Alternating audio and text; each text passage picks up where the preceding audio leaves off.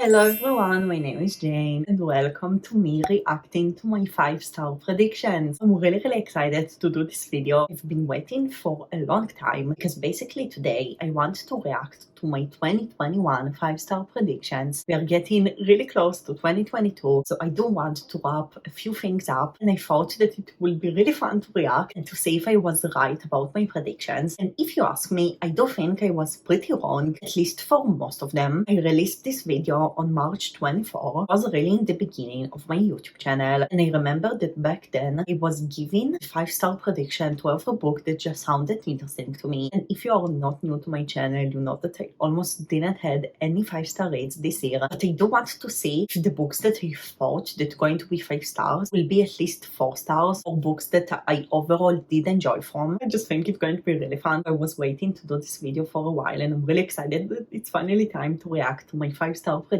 Now the thing is that I read all of the books on my list except one, so please forgive me. I really wanted to read this book before the end of the year so I would react to everything, but this book is the start of a series and I don't think I will start this series anytime soon. I'm pretty sure it will take me a lot of time to get to this series, so please forgive me. One of the books I didn't read, but all of the others I did read. So we're going to react to all of the others, and also because it was in the beginning of my YouTube channel, it will probably be really cringy. Like, I remember that back in that time I wasn't really able to speak English well, so it's going to be really cringy, but I guess that's also fun. Okay, so I'm going to speed it a little bit up because I was speaking really slow back in time. So today I decided to look at my books and to understand which books I'm really excited to read. So the first book that I really hope it will be 5 stars is Illuminate by Amy Kaufman and Jay Kristoff. Okay, so I do have here Illuminate by Amy Kaufman and Jay Kristoff, and this is the one book that I said that I didn't read. The first book in a YA sci-fi series, and it actually sounds really cool. I do still think that I'm going to love it, not 5 stars, but I do think I'm going to give it 4 stars, but this is the only book that I didn't read. The second book is Girls of Paper and Fire by Natasha Young. Okay, so Girls of Paper and Fire by Natasha Young. I didn't give it 5 stars. I also didn't give it 4 stars. It was in the end 3.5 stars, which I still think it's nice, but it's definitely not a book that I loved, not a book that is one of my favorites. And I do realize why I thought that it's going to be a fave, because the story here sounds really good. It's basically an Asian inspired story, but we are following a girl that is chosen to be one of the paper girls. Those paper girls are basically supposed to solve the king, and it was really nice. I also really loved the world building, and I am planning for a while already to get to the second book because I do want to continue with the series and to see where it's going to go. But it's not one of my favorites. Again, it wasn't even a 4 star. I do think it's a really good book. It was well written. Maybe it was character driven for me. The plot was okay, but it felt slow at some parts, and I don't know, I remember that I was really intrigued at first, but overall in the end it wasn't as amazing as I wanted it to be. So unfortunately it was a little bit of a disappointment, but I still really enjoyed my time reading this book. But again, not 5 stars, not even a 4 star. I'm going to save all the books here so we can talk about everything in the end. So the next book is A Court of Thorns and Roses by Sarah J. Maas. So no, it wasn't 5 stars, it wasn't a 4 star. In the end I gave it 3 stars. It was pretty disappointing for me. I feel like the thing that disappointed me the most was the world building. Every time that I saw people talk about this book, everyone talked about the courts and a lot of the fantasy element, and I was really intrigued to read this book because of the fantasy element, because it just sounded so cool with a lot of different courts. But in the end there wasn't almost any world building in this book. It was mainly romance. Like, usually I can't read fantasy in audiobooks because it gets really confusing. This one, after 100 pages, I just decided to listen to the audiobook, and it worked a lot better like this because it was just a romance story with a fantasy setting. I was pretty disappointed from the world building, and I feel like the main reason that I thought that I'm going to really love it is because I did try to get more into adult fantasy this year, and I'm still trying. Like, almost didn't read any, but I'm on my way to read more, and I hoped that this series is more of a new adult. But actually the first book is a YA. I just know that the second one is a new adult, but it's because this is a STEMI book, and like, I am looking for adult books not only because of the STEMiness, but especially because of the plot. So unfortunately it's again not a book that I loved. I gave it 3 stars. It was okay, I liked it after I switched to the audiobook, but amazing it was not. I know that people say that the second book is the most amazing one. I'm not sure that I'm going to love the second book because I'm a plot-driven reader, but I will get to it someday. And yes, not a 5-star. Now, if you are not new to the channel, you probably know that I really love graphic novels. So of course I'm going to share with you the graphic novel that I'm most excited about for my TBR, and this graphic novel is Spinning by Tilly Walden. Okay, I'm pretty shocked that I put it Spinning on my 5-star predictions. I think that the problem was that I actually didn't know what the story is actually about. I feel like the reason that I picked it is because this is a long graphic novel. It has almost 400 pages, and I do love graphic novels, and I always feel like they are just too short for me. So every time that I see a long graphic novel, I get really excited. So this is the reason why I put it on my 5-star predictions. But overall, this story is by Tilly Walden. This is the story of Tilly Walden's life. So this is like a memoir, non-fiction. You can call it like this. Tilly Walden did release a lot of graphic novels. I really want to read more graphic novels by Tilly Walden. I feel like the illustration style is really pretty, but this story is like a life story and non-fiction. And it's things that I don't love because I'm a very plot-driven reader. Like in real life, there isn't a lot of plot, unfortunately. Usually I'm not really enjoying memoirs. And things like this, it was nice. I gave it 3 stars, but again, I liked it. I didn't love it. I do feel like all the illustration style is really beautiful. Like you have a lot of blue and a lot of yellow. I really love that there is only 2 colors in the book, but although the illustrations were pretty, I still didn't connect to the book. And this book felt to me like it was too long. I really wanted at some parts to be over with this book. So yes, not 5 stars, not even close to 5 stars. Now, if you're not new to the channel, again, you probably know that I really love Colleen Hoover. Like, Colleen Hoover is one of my most favorite authors. I read a lot of books by her, and like most of them, I really enjoyed. And there is one book from Colleen Hoover that I'm really excited to read. And I actually already want to read this book for a lot of years. And this is November 9. Finally, a book that I actually loved. November 9 by Colleen Hoover. So it wasn't a 5-star because again, I almost didn't had any 5 stars this year. But Colleen Hoover doesn't disappoint. I read a lot of books by her, and I did have a few books that I didn't love, but the majority is books that I love so much and that I really adore. Now, I think that initially I gave it 4.5 stars, which is really high. It's almost 5 stars. It's also a rating that I'm not given easily. I do think I lowered it to 4 stars because this is a YA story, a YA romance, and I did feel like it wasn't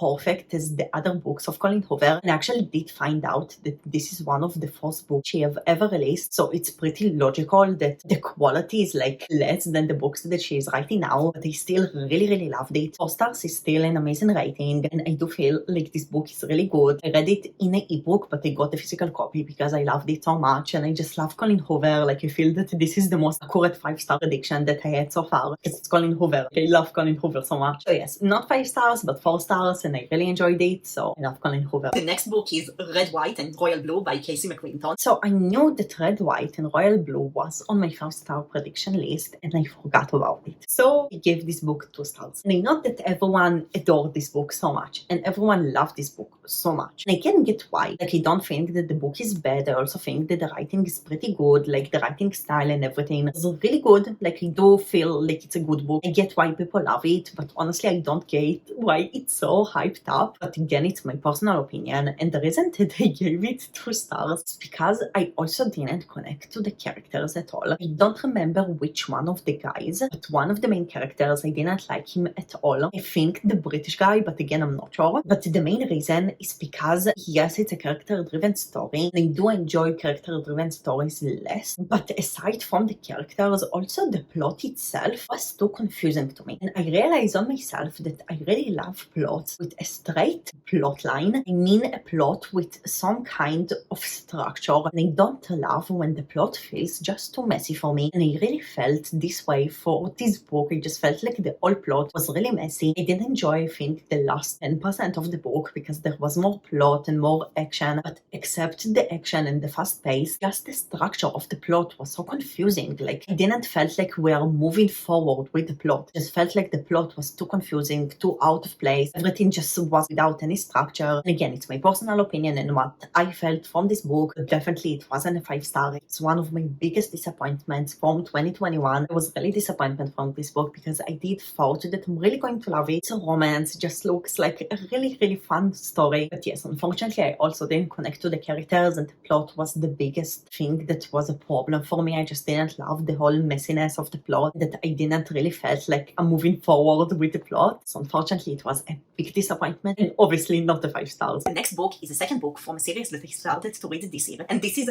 Thunder Red by Neil Shusterman. This is the second book in the Scythe trilogy. Okay, so I do have here Scythe and Thunder Red. I also have here the told fourth book. I put it Thunder Red on my 5-star predictions because Scythe, I read it in January. It was like one of the favorite books that I read in this time. I was so impressed from this book and so surprised. It was a 4-star and I really loved it. I really enjoyed the plot and the characters and everything. It really touched me. It talked a lot about humanity and just a lot of things that I really love in books. And because of it, I thought that Thunder Red will be even better. I heard a lot of really good reviews about Thunder Red and people that enjoyed the second book a lot more than the first one. I gave it in the end 3.5 stars. Unfortunately, the series got less better for me as the series progressed. Scythe is still my most favorite book of the series. Nothing can compare to it because it was so amazing. Thunder Red is still my second favorite of the series. I gave it 3.5 stars because I still enjoyed it and I really enjoyed the world and the characters. I really loved coming back to this world because I do find this whole story to be really unique. And the thing is that I was really impressed from Thunder Red. I also was really impressed from Scythe and also from Thunder Red. Only the tool was a really disappointment for me. But I was really impressed from it. The thing is that Scythe was a really plot-driven book. Like most of the book was really around the plot, and Thunder Red was a really character-driven book. It was so surprising to me to see the huge difference because Scythe was so fast-paced, just so plot-driven, and Thunder Red was the exact opposite of it. And because it was so character-driven, I didn't like it. But I do feel like people that are character-driven stories would really love this book. Because again, I was really impressed from it because I do think it was really, really good. In the end, I do feel like it's a good series. But yes, unfortunately, I don't think anything can actually compare to Scythe, which is my most favorite book in the trilogy. I did like it, but not 5 stars. It was a disappointment, a pretty big one, and it was only 3.5 stars, unfortunately. The next book that I think that I'm going to give 5 stars is actually a book that didn't release yet, but I already pre-ordered it, so hopefully I will get it like as soon as possible. But this is Lost in the Neverwoods by Aidan Thomas, and I'm really excited about this book. So the next book is Lost in the Neverwoods by Aidan Thomas. Really bad at predicting 5-star predictions because this book was a DNF, and also pretty quick DNF. I feel like I read only 20% of the book before I DNF'd it, and the reason that I thought that I'm going to love it is because the story sounds really interesting, because this is a Peter Pan retelling, and I do usually really enjoy retellings, and I never read a Peter Pan retelling in my life. And I also heard that this is a pretty dark retelling and it's supposed to be a dark fantasy. Just the whole story sounded really, really cool. I still think that the plot sounds cool. My problem is that when I started to read this book, I realized that this is a very young YA. Now I am trying to get more into adult books because YA, especially YA fantasy, was really disappointing for me, especially this year. But I still find a lot of YA fantasy books and just in general YA books still really fun because it's just fun. Like you just need to be in the right mood for it. But I can't read really young adult books, especially fantasy. It just feels too young to me. It feels like I'm reading about 12, 14 years old children. And for me, it's really hard to connect to those kind of characters because they don't feel mature enough for me. I also don't read almost never middle grade. I feel like only 1 or 2 middle grades in 2021. Just not something that for me is actually easy to connect to and to actually feel in the story. So I try to read it and I do feel like the plot was okay. I don't feel like the book is bad. I just feel like I'm really not in the age group for this book. But I do feel like this is the problem with YA. It's not like a new adult or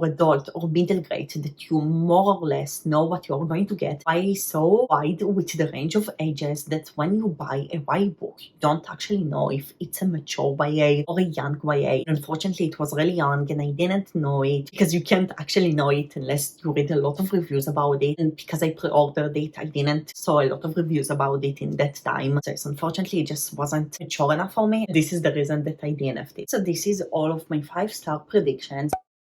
Except Illumine, which is the only book here that I still didn't read, and I'm really bad at predicting 5 stars because out of all those books, only November 9 was the only book that I actually enjoyed from. I actually had 1 2-star and 1 DNF out of this list, which is like not a 5-star, like the exact opposite of it. So yes, I feel like I'm really bad at predicting 5 stars, especially in that time. I wasn't good at all. The thing is that I do feel like it's logical to be more disappointment from 5-star predictions because you are expecting so much, and because of it, it's even more disappointment from other books. So I don't understand why a lot of them are 3 stars, but actually I have more books that I didn't enjoy from than books that I actually enjoyed from. So yes, in that time I was so bad at predicting 5-star predictions. Like you can see, I actually didn't enjoy the majority of those books. 3 stars is okay. It's a book that I liked, but it's still pretty much a disappointment. It's not ideally the books that I want to read, because I do prefer to read books that I'm actually enjoying from. So yes, I was really bad at predicting 5-star predictions, especially in that time when I just started my booktube channel. But it was really fun to actually see what was my 5-star predictions and if those books were actually 5 stars or not. The really fun thing is that now I do feel like I'm predicting 5-star predictions a lot better. My criteria for making a book 5-star predictions is a lot higher. So yes, my next video is going to be a new 5-star predictions, where I will be predicting again 5-star reads, but actually books that I would really think about, and books that I really think that will be 5 stars, not just books that seem interesting to me, because now I'm thinking about it a lot more. So it's going to be very, very interesting. I really hope that you enjoyed this video, and I'm really excited to share my new 5-star predictions in my next video. But until this video, you can check more videos by me, and thank you so much for watching, and I will see you in the next one. Bye everyone!